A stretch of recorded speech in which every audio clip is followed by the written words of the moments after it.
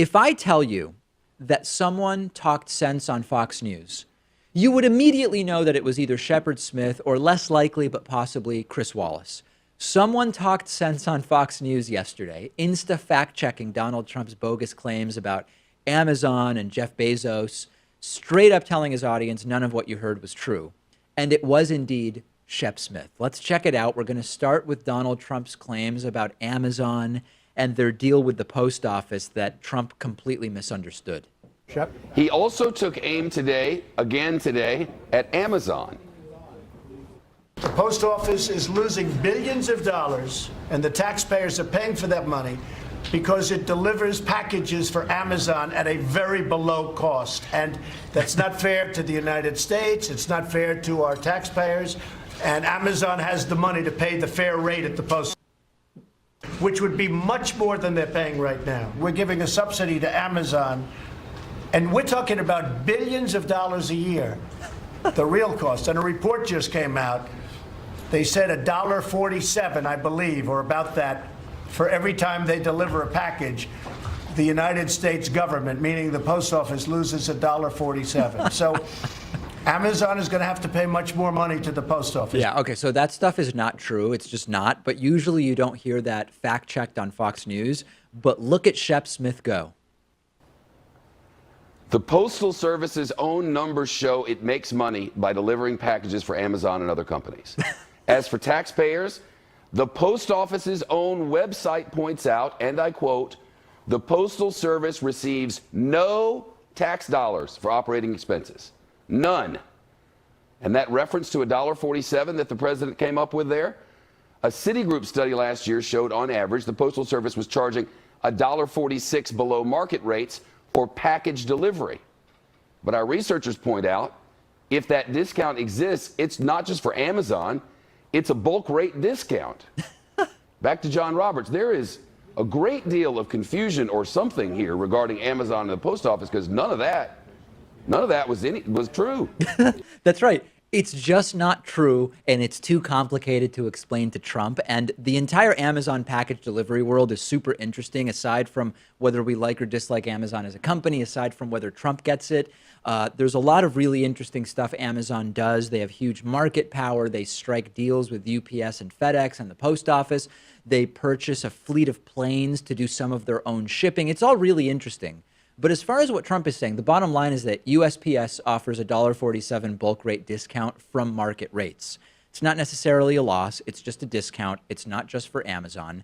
And the reason for all of this stuff is partially that Trump just doesn't like Jeff Bezos, because Bezos owns the Washington Post, and the Washington Post has been doing really good critical investigative journalism related to Trump's administration. And then behind all of this is probably the idea, as we'll touch on with Corey Dolgan next week when he's back on the show, that Trump would love to privatize USPS to some degree the way he wanted to privatize the VA, and just likes the idea of privatization. But I don't want to get hugely off track.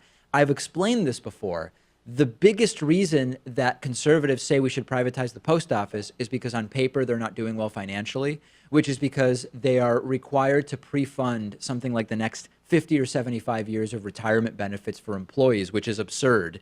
I'm forgetting the exact details offhand. But in any case, it's Trump likes to call it, this was a Nancy Pelosi beauty or an Obama beauty. It's a right-wing beauty to constantly go back and talk about privatizing the post office. And that's just something that I don't see happening anytime soon.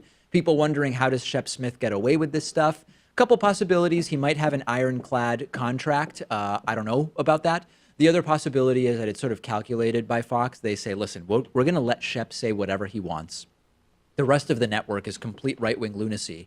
And then anytime we get called out, we can always say, listen, we've got a range of opinions on the show. We've got all this stuff, and then we've got Shep Smith, and they can sort of use Shep to try to deny their bias. Ultimately, it's very, very fun to watch the Trumpists go into cognitive dissonance shock. How can Shep be doing this? How can any of this stuff be true? They're disrupting my echo chamber. Yeah, and Trump takes everything he hears on Fox News as gospel, too. Right.